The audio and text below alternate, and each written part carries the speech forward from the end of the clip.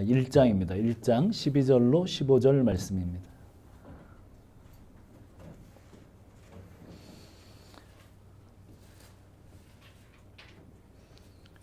1장 12절로 15절 말씀 교독하겠습니다. 제자들이 감람원이라고 하는 산으로부터 예루살렘에 돌아오니 이 산은 예루살렘에서 가까워 안식일에 가기 알맞은 길이라. 들어가 그들이 유하는 다락방으로 올라가니 베드로, 요한, 야고보, 안드레와 빌립, 도마와 바돌로메, 마테아 및 알페오의 아들 야고보, 셀로니, 시몬, 야고보의 아들 유다가 다 거기 있어. 여자들과 예수의 어머니 마리아와 예수의 아우들과 더불어 마음을 같이하여 오로지 기도에 힘쓰더라. 다 같이. 모인 무리의 수가 약 120 되더라. 그때 베드로가 그 형제들 가운데 일어서서 이르되 아멘. 예, 감사합니다. 네, 우리 재현 형제가 딱 이 시간에 나타나네요. 말씀을 들을 수 있는 복이 있네.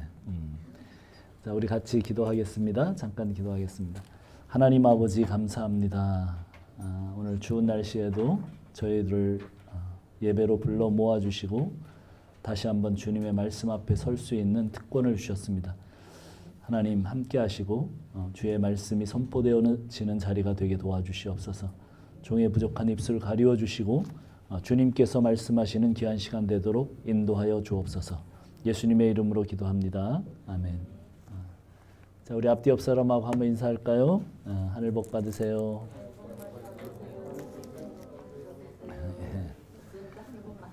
예, 감사합니다.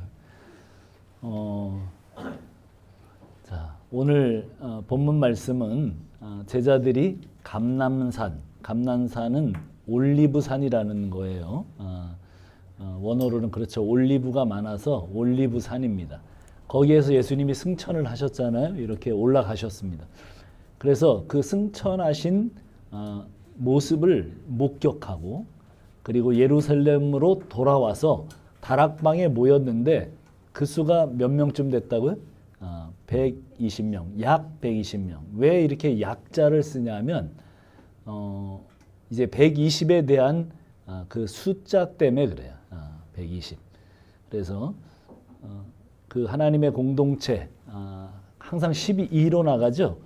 12 그다음 아들들, 이스라엘의 12 아들들 지파, 그리고 또 신약에는 12 사도, 이렇게 그런 식의 어떤 숫자에 대한 누가의 그 이야기입니다. 그래서 120명쯤이었고 그들은 모두 함께 마음을 같이 해서 오로지 기도에 힘썼다.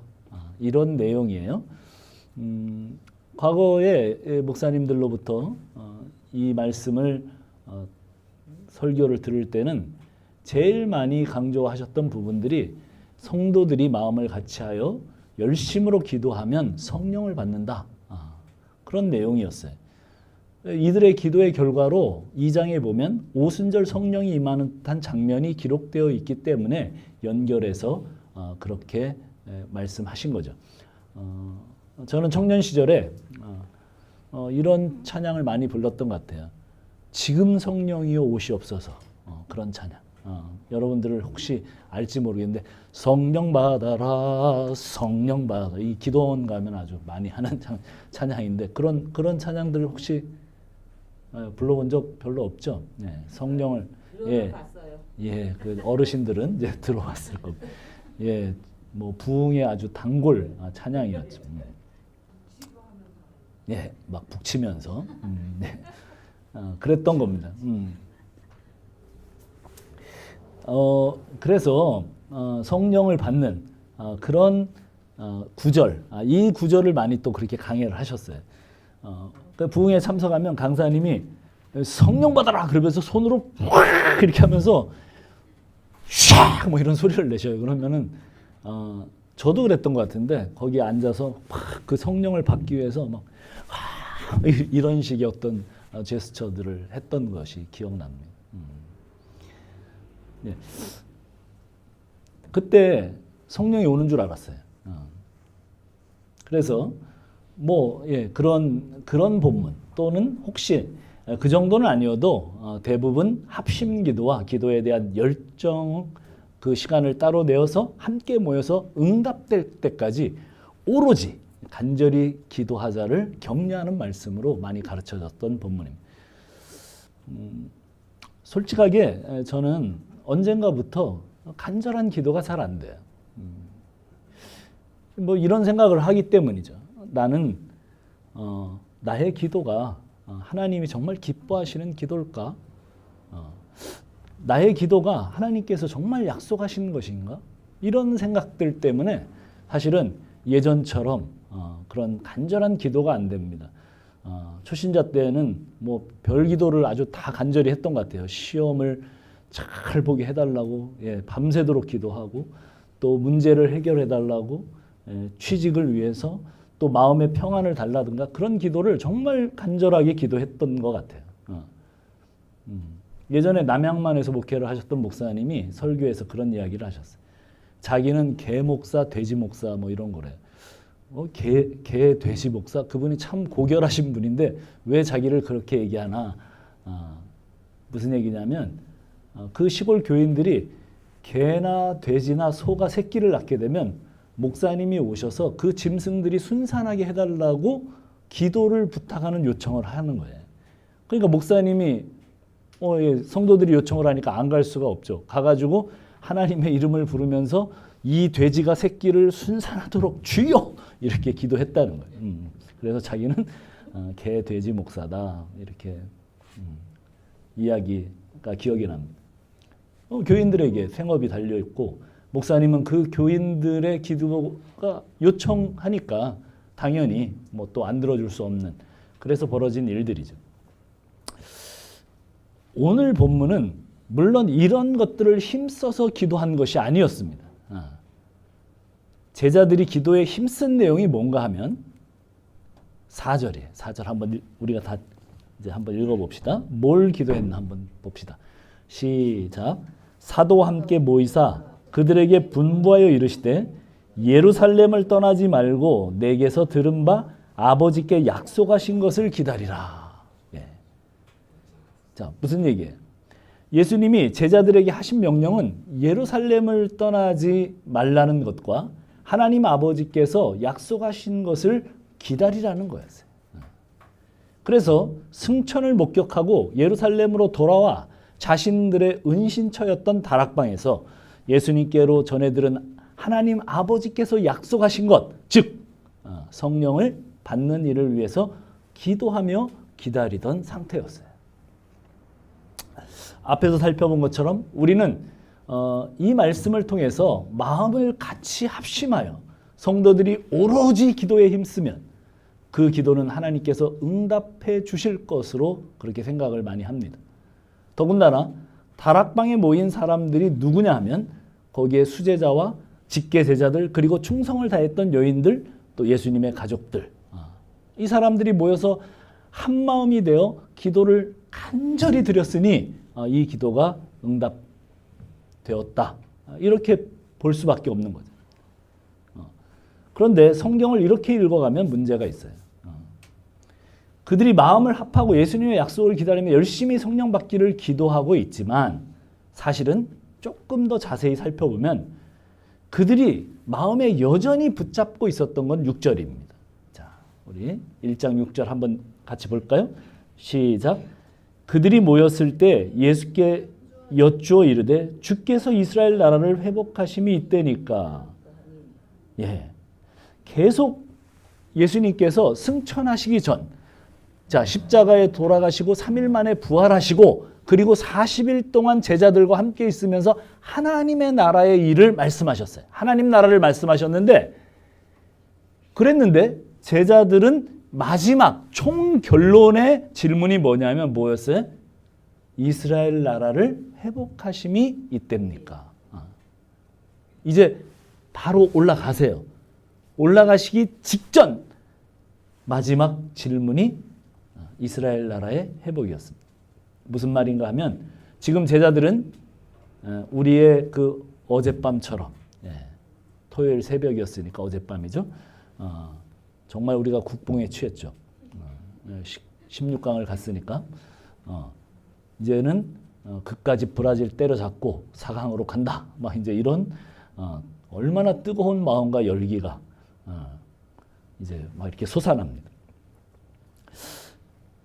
하나님 아버지의 약속인 구약에는 성령이 오시면 지금 제자들이 얼마나 흥분한 상태인가 하면 이런 거예요. 아브라함의 자손인 이스라엘은 구원을 받고 세상 나라와 세상은 심판을 받는다는 거예요. 우리 한번 찾아봅시다. 요엘서 2장 28절로 32절. 구약 성경 요엘서 2장입니다. 호세아서 다음에 요엘서가 있어요. 제가 있는 성경으로는 1271페이지입니다. 아주 유명한 구절이죠.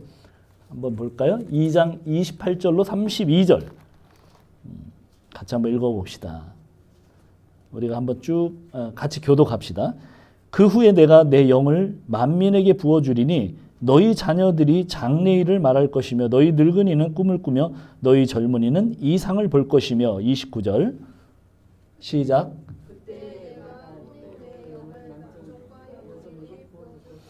내가 이적을 하늘과 땅에 베풀리니 곧 피와 불과 연기 기둥이라.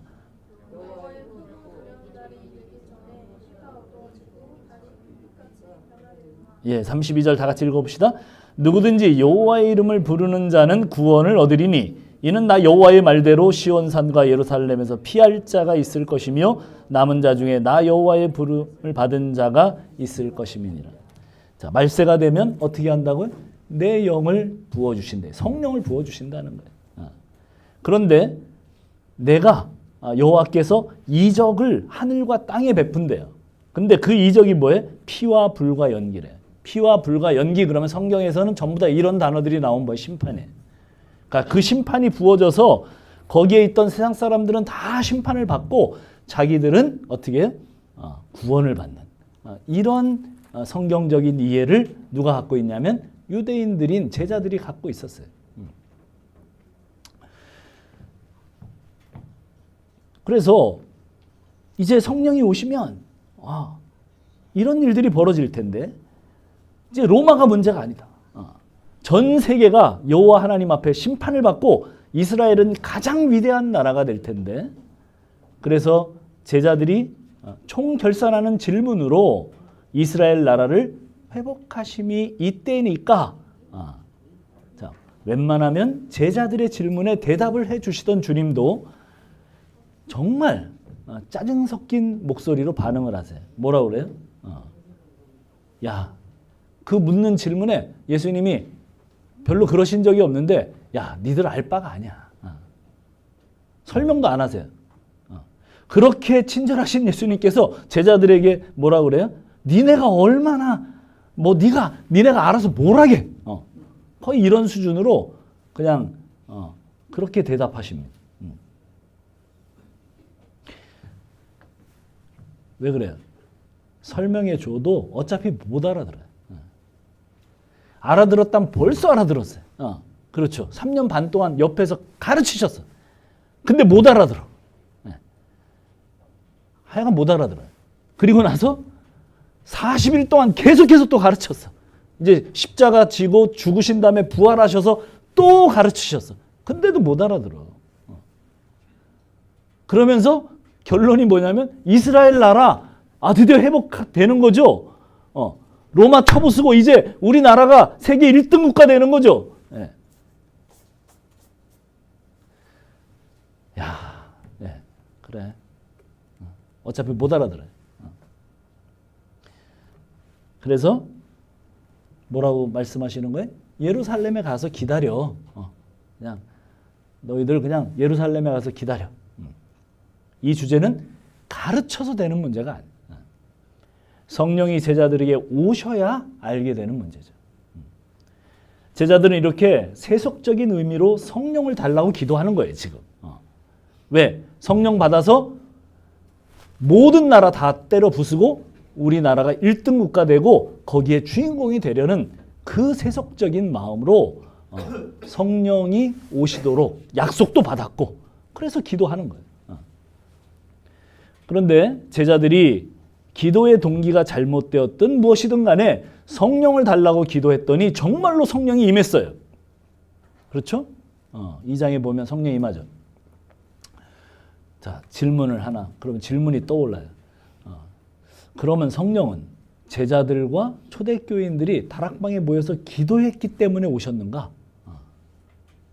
다들 그렇게 얘기하시잖아요. 합심해서 오로지 기도에 힘쓴 결과인가? 아니죠. 오순절 성령 강림은 예수님의 약속 때문에 일어난 거예요. 성령님은 예수님이 약속하셨기 때문에 오신 거예요. 예수님이 약속하셨기 때문에 보내시는 분의 약속으로 이루어진 거예요. 주님은 너희가 몇 날이 못 돼서 성령으로 세례를 받을 것이라고 약속을 했어요. 그 약속으로 이루어지는 거예요. 그들이 기도하지 않았어도 성령 세례가 되어졌어요. 사실 사도행전 1장을 주의 있게 살펴보면 주님께서 승천하시면서 제자들에게 기도하고 있으면 성령을 주시겠다고 말씀하지 않아요. 잘 읽어봐요. 예루살렘을 떠나지 않고 기다리고 있으면 예수님이 승천하신 날로부터 몇 날이 안 돼서 성령을 받을 것이라고 그렇게 얘기를 해요. 제자들은 예수님의 부활 이후에 40일 동안 가르치셨던 하나님 나라를 오해하고 있었듯 그들은 자기들의 오해된 성경 해석과 세속적인 바람으로 세상 나라를 위한 기도를 스스로 열심을 내어서 하는 거예요.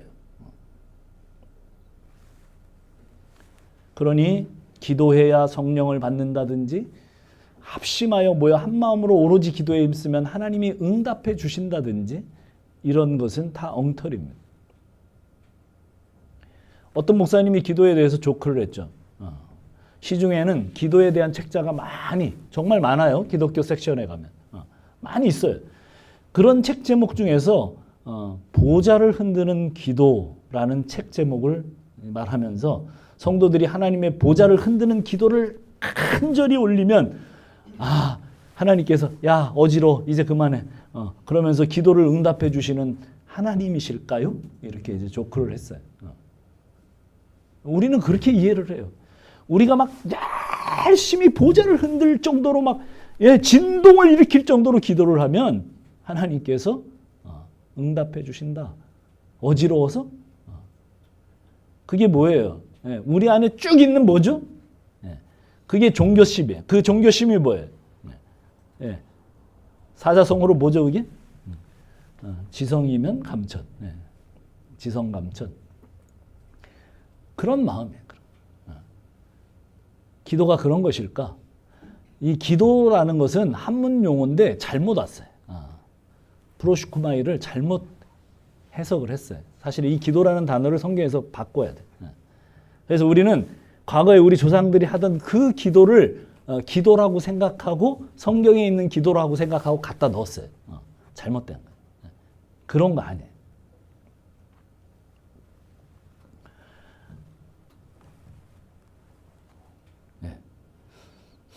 하나님은 자기 약속에 전능하시고 하나님은 자기 약속을 지키시는 분이에요.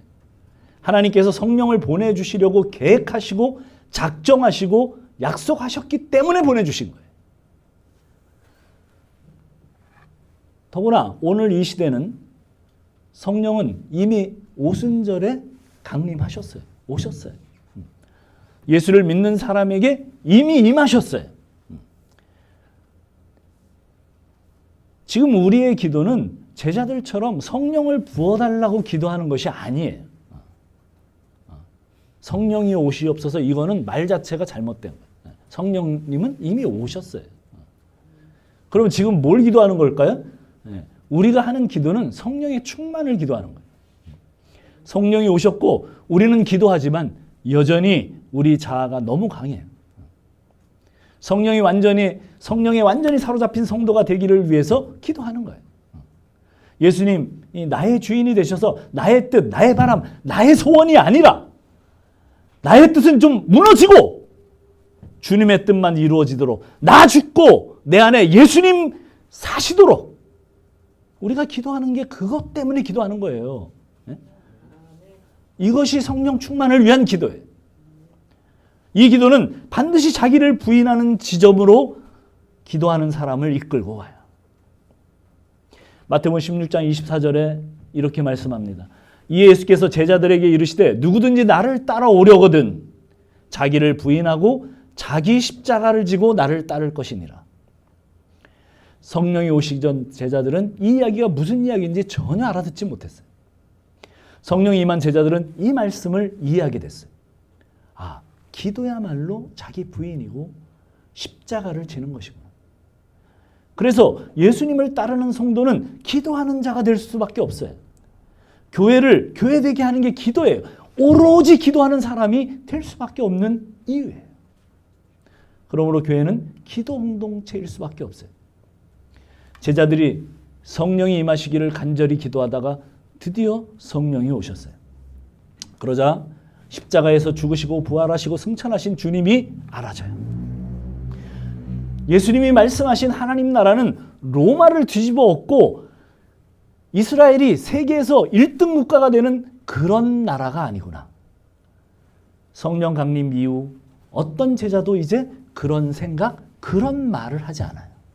예, 사도행전 1장 이후에는 절대 그런 말이 안 나와요. 이제. 제자들에게 성령이 오시니까 하나님 나라가 깨달아졌어요. 우리는 오늘도 자기 만족과 자기 마음의 소원을 놓고 기도합니다. 그러나 그 기도는 아무리 열정을 가지고 아무리 오랜 시간 기도를 드려도 돌아서면 마음이 공허해요. 아마 해봤을 거예요. 성령 안에서 기도는 여전히 자기 만족과 마음의 소원, 육체의 욕망을 따라 이 좋은 것들, 이 세상의 좋은 것들을 주옵소서 하고 그런 것들을 하나님 나라로 알고 오로지 힘써 드렸던 그 기도들이 나의 욕망 가득 찬 기도였고 나의 죄로 인한 것이었구나.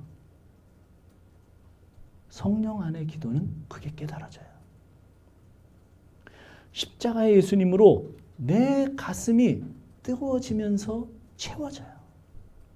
가득 채워져요. 이 기도는 내 문제는 여전히 하나도 해결 안 됐어도 내 소원, 내 기도 이거 한 개도 응답되지 않아도 이 기도는 십자가에 예수님이 보이고 내 가슴에 가득 채워져요. 그 자체가 기도의 응답이고 예수님의 영, 성령이 임한 기도입니다. 그래서 내가 진짜 예수 믿는 사람이 맞으면 어떤 기도를 가지고 기도를 해도 이 땅의 나라를 풍성하게 하는 것으로가 아니라 내 죄를 사하시고 하나님 나라를 주러 오신 결국 십자가의 예수님이 보여요. 아멘이세요? 네. 그런 교회는 결국 예수님으로 하나된 마음을 가지게 됩니다. 이것이 교회를 교회되게 하는 기도예요. 자, 이제 우리가 읽었던 본문에 그 제자들의 명단을 보면 누가복음의 명단과 그 배치가 일치하지 않아요. 달라요. 예를 들어서 어떻게 나오냐면 안드레하고 베드로가 같이 나와요. 누가복음은. 그 다음에 요한과 야고보가 같이 나와요. 그렇죠? 왜냐하면 그들은 형제이기 때문에 혈족을 중심으로 이렇게 소개가 돼요. 그런데 지금 우리가 읽은 사도행전 1장에 거기에 보면 달라요. 그렇죠? 그 형제들이 다 분리돼서 나와요. 그리스도 안에서 새로운 형제됨이 과거의 혈족 관계를 대신하고 있어요. 사도행전에서는 부활의 증인으로 역할을 감당하는 순서대로 기록돼요. 혈연을 넘어서 역할 중심의 질서가 제자 공동체 안에 형성되고 있어요. 그리고 그 다음으로는 누가 등장합니까? 여인들이 등장을 해요. 그 공동체 안에 여인들의 이름이 당당하게 적혀요. 고대 문헌에서는 특이한 거죠. 고대 사회에서는 숫자에도 넣어주지 않던 여자들의 이름이 다 이렇게 결연히 나와요. 부활을 경험한 여인들에 의해서 모든 차별과 장벽이 그 교회 공동체 안에서 무너지고 있는 모습을 그려주고 있어요. 그들은 한 마음으로 초대교회를 세웠던 그 당당한 일원들이었어요. 주의 일을 하는 데는 어떤 차별도 없어요. 기존의 교회들을 가보면 여기에 올라올 수 있는 사람들이 한정되어 있는 거 알아요? 여기 와서 기도하는 사람들 누가 기도합니까? 여러분 대부분 쭉 우리 교회만 있었으니까 잘 모르는데 여기는 장로님들 남자분들만 올라와서 기도를 해요. 혹시 수요일 날 여자분들 권사님들이 기도할 요 소강당에서 거기서 기도해요. 여기 못 올라와요. 이 성경은 전혀 그렇게 얘기를 안 하는데 다 차별이 무너졌는데 우리 한국 기독교는 유교 기독교이기 때문에 이렇게 딱 이렇게 가릅니다.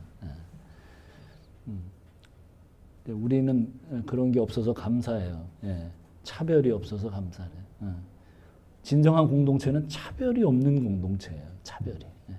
가난한 자나 부자나 사회에서 지위가 있는 사람이나 없는 사람이나 누구나 남자나 여자나 차별이 없어요. 교회가 된다고 하는 것은 차별이 없어졌다는 거예요. 여러분. 그런 의미에서 우리 교회는 많이 진짜 교회가 되어 가고 있습니까? 어떤가요? 자, 그 다음에 누가 등장해요? 예수님의 아우들이 등장해요. 왜냐하면 그들이 새롭게 참여가 됐어요. 그들 역시 부활에 참여를 했기 때문에 예수님의 부활의 증인이 되었기 때문에 사실은 쭉 보면 복음서나 다른 특히 사복음서에서 보면 예수님 형제들은 예수님을 못 믿어요. 비한거래요. 당신이 그렇게 메시아인 것처럼 그렇게 얘기하지만 그러면 가서 좀 큰 무대에 가서 놀아봐요. 여기 시골에 있지 말고 예루살렘 가서 쩍하니 당신을 한번 드러내보세요. 이렇게 얘기했던 사람들이 예수님의 동생들이. 그런데 오늘은 거기에 당당히 이름을 올리고 있습니다.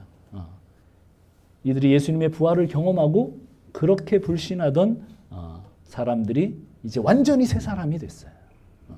부활의 주님을 만났는데 안 변하는 게 이상하죠. 정말 주님의 그 부활을 경험한 사람들이라면 변하는 게 당연해요. 근데 안 변해. 그냥 계속 교회를 20년, 30년 다녔는데 똑같아. 그 누가 제일 잘합니까? 딴 사람들은 몰라도 가족들이 제일 잘 알아요. 가족들이 무섭죠, 사실은. 교회 다니는 사람들. 가족들이 무서워요. 왜? 저거 뭐 맨날 교회 다녀도 똑같아. 그걸 누가 증언해요? 가족들이 가족들이. 가족을 전도해 오기 두려운 사람들 있으면 회개해야 됩니다. 이렇게 우리 지연자매처럼 당당히 동생을 초대해서 내가 믿는 예수님 이런 분이야 보여줄 수 있어요. 보세요. 사도행전 5장에 이들의 변화가 그려집니다. 사도들은 그렇게 처맞고 예수님 증거하다가 감옥에 갇히고 두들겨 맞고 나오면서 그 이름을 위하여 능력을 받는 것을 기뻐했다고 그래요. 정말 대단한 변화죠. 예수님 처형될 때 다 도망갔던 인간들에 잡으니까 옷 다 그냥 아예 혼니불 같은 옷을 벗고 스트리킹하면서 자기 목숨 살겠다고 도망갔던 비겁한 인간들. 근데 지금 그렇게 두들겨 맞고 죽이겠다는데도 내가 뭐 죽이려면 죽여라. 이런 사람들이 돼버려요. 정말 대단한 변화죠. 왜 그래요? 부활의 증인으로 나 같은 자가 사용되고 있구나라고 하는 그런 지점이에요. 그런 영광된 마음이에요. 사도행전의 제자들과 우리가 다 똑같은 삶의 여건이에요. 어떤 의미에서? 이런 의미에서 제자들도 주님이 옆에 안 계셨어요. 그렇잖아요. 사도행전의 그 제자들은 주님이 옆에 안 계세요. 오늘 우리도 똑같아요. 우리도 주님이 옆에 안 계세요. 그런 의미에서 똑같아요. 그리고 성령이 그들의 마음속에 이제 들어가셨어요. 오늘 똑같죠. 우리도 성령이 우리의 마음속에 들어오셨어요. 똑같은 여건이에요. 그런데 사도행전의 제자들은 정말 기쁨으로 한 마음으로 그런 일들을 감당했어요. 그들의 삶의 목표와 기쁨의 내용이 우리와 달라요. 여러분, 언제 제일 기뻐요? 여러분, 우리가 언제 한 마음이 됩니까? 최근 우리 사회가 모두 단합했던 날은 어제 새벽이었어요. 그렇죠? 아파트 여기저기서 대한민국 와 하는 소리가 울려 퍼졌고 제 아내는 그 소리에 잠이 깨서 축구를 끝까지 다 봤다 그래요. 우리 자녀들은 우리 수연이네 집에 가가지고 딸 집에 가가지고 어떻게 해요? 거기 다 목사, 뭐 전도사, 사모, 또 열심히 있는 청년 그렇게 5명이 모여서 그 축구를 같이 보고 황희찬이가 골을 넣는 그 순간과 16강이 확정되던 그 순간에 이렇게 뭐 강화문 거리나 또 뭐 여러 곳에서 응원했던 사람들 거기에 그 축구 선수들 우리 선수들 막 끝나니까 난리가 났잖아요. 막 뛰고 그 집에서 그런 일이 벌어졌대. 막 뛰고 우리 자녀들이 그토록 하나 될 수 있었던 것은 주님이 아니라 16강 갔기 때문이죠. 우리의 삶을 돌아보아 언제가 가장 기쁜가? 사실은 신자들의 기쁨의 내용이 세상 사람들과 정말 다를 것이 없죠. 우리가 어느 정도인가 하면 세상적인 것들을 성취하기 위해서 하나님 앞에 나와서 기도까지 할 수 있는 그런 정말 담대함을 가지고 있는 사람들. 세상 사람들이 가장 기뻐하는 것, 세상이 단합하는 것, 거기에 마음이 다 가 있어요. 목회자인 저는 언제가 가장 기쁠 것 같아요? 아닙니다. 저를 굉장히 거룩하게 보시는 거예요. 저는 사람들이 늘어날 때 기뻐요. 저는 언제 기쁘냐면 헌금이 많이 늘어날 때 기뻐요. 사실 목사의 욕망이죠. 교회가 부흥되면 하나님이 역사하신 것이겠습니까? 아니에요. 그러면은 신천지는 하나님이 역사하신 거예요. 세상 사람들과 별반 다르지 않는 기쁨이에요. 재산이 많아지고 풍족해지고 이 세상에서 힘쓸 수 있는 그런 것들이 많아지는 것으로 기뻐지는 거 그거 사도들과 초대교인들이 가졌던 기쁨의 내용과는 달라요. 왜냐하면 우리가 그런 쪽으로 우리의 삶의 방향을 잡고 있기 때문에 우리 가운데 하나님 주시는 그 기쁨이 정말 자리 잡을 수 있을까? 우리의 신앙의 목표는 뭐예요? 여러분, 우리의 신앙의 목표가 부활의 증인입니까? 죄사함의 복음을 전하는 것입니까? 그러면 좋겠어요. 그런데 아닐 거예요. 대부분 자기 문제, 자기 관심을 가지고 나아가는 거예요. 자기의 자아 중심이 된 신앙생활을 해요. 대부분. 자기의 소원과 삶을 기초로 하나님을 부르고 섬겨요. 주께서 명하신 것들을 자기의 소원과 기초로 삼는 자들이 되기를 소원합니다. 주께서 명하신 것들이 우리의 삶의 가장 큰 소원이 될 수 있기를 바랍니다. 그것이 우리의 삶에 이루어질 때 그것으로 가장 큰 기쁨이 돼요. 예수 믿는 사람들은 그게 사실은 제일 큰 기쁨이에요. 하나님의 뜻대로 살고자 하는 그 은혜의 소원이 옛 자아대로 살고자 하는 욕망과 죄의 소원을 대부분 이기지를 못해요. 이 두 가지 마음이 우리 안에 다 있어요. 주님 뜻대로 살고자 하는 마음과 욕망의 마음. 무엇보다도 교회에서 인정받는 신앙의 모습은 자기를 하나님 앞에 부인하는 모습이 아니라 자신의 성취를 간증하는 문화가 중심이 되어버린 오늘날 교회 안에서 기독교는 이런저런 수단을 통해서 이 땅에서 번영을 누리는 것이 아니라 그리스도의 형상을 본받고 오늘 십자가 부활의 증인이 되는 삶을 사는 거죠. 마지막으로 시편 17편 14절에서 15절 말씀으로 말씀을 맺겠습니다. 여호와여, 이 세상에 살아있는 동안 그들의 분깃을 받은 사람들에게서 주의 손으로 나를 구하소서. 그들은 주의 제물로 배를 채우고 자녀로 만족하고 그들의 남은 산업을 그들의 어린 아이들에게 물려주는 자니이다. 세상이 그렇게 살죠.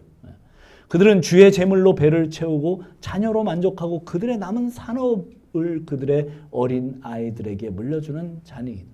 나는 의로운 중에 주의 얼굴을 배우리니 깰 때 주의 얼굴을 배우리니 깰 때 주의 형상으로 만족하리이다. 여러분, 이 성경 말씀이 어떻게 다가옵니까? 이것은 일반적인 대부분의 사람의 삶 속에 조명되고 있는 예수 믿는 사람의 삶입니다. 14절 말씀처럼 우리에게 이런 것밖에 없다면 우리의 삶이 잘못 가고 있는 거예요. 그러나 우리가 15절처럼 깰 때 주의 형상으로 만족하는 삶, 신앙을 자기의 번영과 행복의 수단으로 삼는 자에게는 결단코 하나님이 주시는 기쁨이 자리 잡을 수 없어요. 늘 갈증에 시달려요. 교회 다니면서 맨날 갈증에 시달리는 사람들은 왜 그래요? 그래서 그래요. 신앙을 자기의 번영과 행복의 수단으로 삼기 때문에 늘 갈증이에요. 늘 갈증.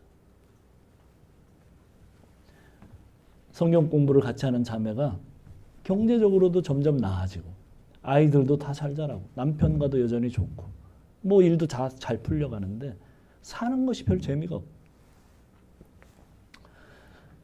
그러면서 그 자매가 말하기를 다른 일이 다 잘 돼도 복음을 전하고 복음을 가르치고 주님을 알아가는 일에 기쁨이 진짜 기쁨인데 그게 없으니까 너무 힘들고 무료하고 그리고 갈증이라는 거예요. 올바른 갈증이죠. 여러분은 어때요? 사는 게 재밌습니까? 재미없어요. 교회 오면 재밌는데 집에서 재미없어요. 네. 남편 때문에. 네, 정답입니다. 뭐가 재밌는가? 중문교회 오니까 재밌다. 교회도 오는 거 찬양하면 어때? 허락하면 어때? 아유 참. 집사님 같은 한번 몰래 올까 교회를. 집사님 같은 소원. 성경에는 메시아를 만난 사람들의 기쁨으로 가득 차 있습니다. 어떤 여인은 너무 기쁜 나머지 그 사마리아 여인은 멀리 왔던 물동이를 내던지고 그 주님을 만나자 기쁜 소식을 전하기 위해서 마을 사람들에게 그냥 뛰어내려갔습니다. 시몬이라고 하는 그 경건한 사람은 메시아가 오지 않으면 다른 것으로는 전혀 위로받을 수 없는 그런 심장으로 주님을 기다렸습니다.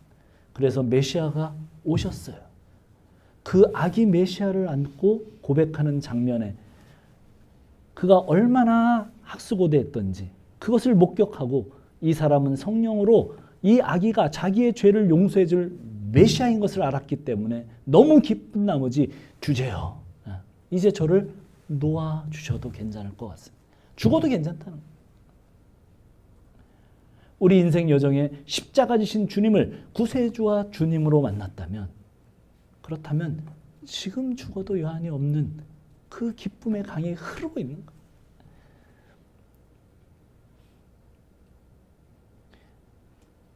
거예요.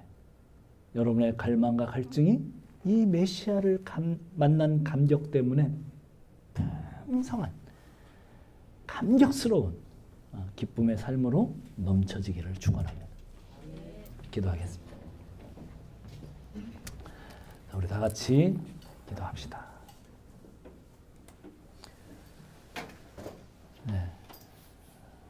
오늘 말씀은 우리의 기도가 바뀌어야 되죠. 우리의 기도는 우리의 삶의 욕망과 우리의 소원을 구하는 것이 아닙니다. 그것은 다 믿지 않는 우상 섬기는 사람들이 하는 행동입니다. 주님은 그런 말씀을 하신 것이 아닙니다. 우리의 기도는 십자가 지실 때 주님께서 겟세마네에서 보여주셨던 것처럼 할 수 있거든 이 잔을, 이 십자가를 옮겨달라고 기도했지만 하나님의 뜻을 따라 아버지의 뜻대로 아버지의 뜻대로 바뀌는 것, 그것이 기도입니다. 그 기도를 오로지 드릴 때 우리는 어떻게 돼요? 십자가의 주님을 만나게 됩니다. 그 사람은 갈증과 갈망이 이 세상에는 없습니다. 그 사람은 기쁨으로 복음의 증인된 삶을 이 제자들처럼, 사도행전의 제자들처럼 살게 될 것입니다. 우리 같이 기도합시다. 우리에게도 그런 일들이 벌어지도록. 다 같이 기도합시다. 하나님 감사합니다. 오늘도 우리에게 오로지 기도할 이유와 오로지 기도하는 공동체가 교회라고 하는 사실을 주님 말씀해 주셨습니다. 그럴 때 우리가 한 마음 한 뜻이 될 것이고 아버지 하나님 이 세속의 모든 무료함과 갈급함과 번잡함 씻어버리고 주님을 향하여 나아갈 수 있는 복음의 증인으로 설 수 있다는 사실을 다시 한번 말씀해 주시니 감사합니다. 하나님 함께하여 주시옵소서. 저희들이 부족합니다. 저희들이 연약합니다. 그래서 저희는 주님의 십자가를 다시 바라봅니다. 그리고 십자가를 지시고 우리의 죄를 속하여 주시고 우리를 부활의 증인으로 참여케 하신 그 주님을 따라가는 자로 섬기는 자로 세우셨사오니 하나님 우리를 붙들어 주시고 인도해 주시고 함께하여 주옵소서. 그래서 지금도 이 세상에서 회복되지 못하고 그 마음과 심령이 죽어가고 있는 지옥을 살고 있는 그 사람들에게 주의 복음을 증거할 수 있는 따뜻한 마음과 사랑의 마음을 부어주셔서 하나님 그들에게 복음을 증거할 수 있는 힘과 은혜를 더하여 주시옵소서. 오늘 여기에 몇몇 사람들이 모여 있습니다. 하나님 함께하여 주셔서 우리에게 충만함으로 성령의 충만함으로 함께하여 주시옵소서. 예수님의 이름으로 기도합니다. 전사님 함께 주님은 산 같아서 기도하도록 하겠습니다.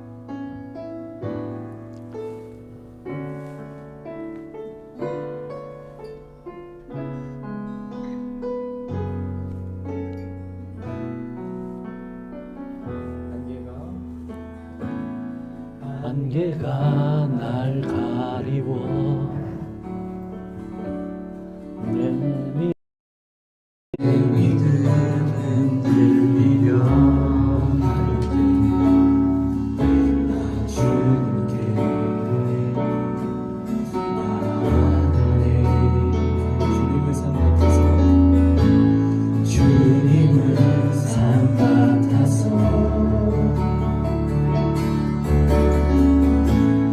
여전히 그 자리에 계셔 눈을 들면 보이려 날 위한 그 산 주는 나의 도움이시며 주에게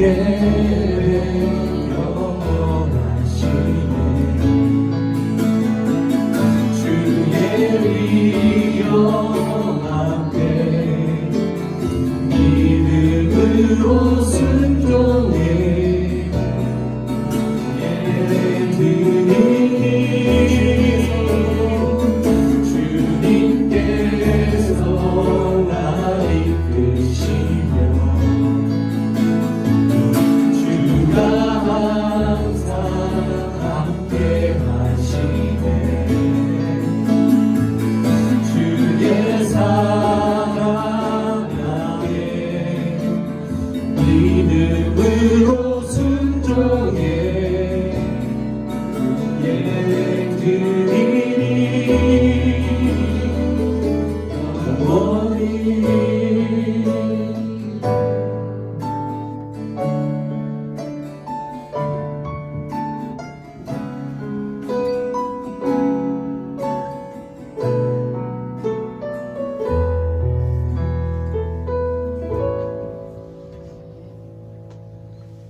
우리의 삶을 산 제사로 받으시는 주님, 우리의 삶 그 자체가 늘 예배가 되게 도와주시옵소서. 아멘. 우리로 주님의 사람들을 만나 복음을 증거할 수 있는 큰 은혜를 허락하셔서 복음의 증인으로 살아가는 자들이 되게 하옵소서. 아멘. 그리하여 우리에게 기도가 필요합니다. 아멘. 우리가 참으로 기도하는 자들, 오로지 기도하는 자들, 주의 십자가에 내 모든 자아가 산산이 부서지는 그 기도로 나아갈 수 있는 그런 사람들이 되어질 수 있도록 우리를 단련시켜 주시옵소서. 아멘. 이제는 우리 구주 예수 그리스도의 그 십자가의 사랑과 아들을 십자가에 보내시기까지 우리를 사랑하신 하나님의 극진하신 사랑하심과 이 모든 것들을 이해하게 되고 알게 되고 믿게 되기까지 우리 마음과 우리의 영혼에 역사하신 성령님의 감화 감동하시는 은혜가 지금부터 영원까지 우리 가족 머리 위에 영원토록 함께 하실지어다. 아멘.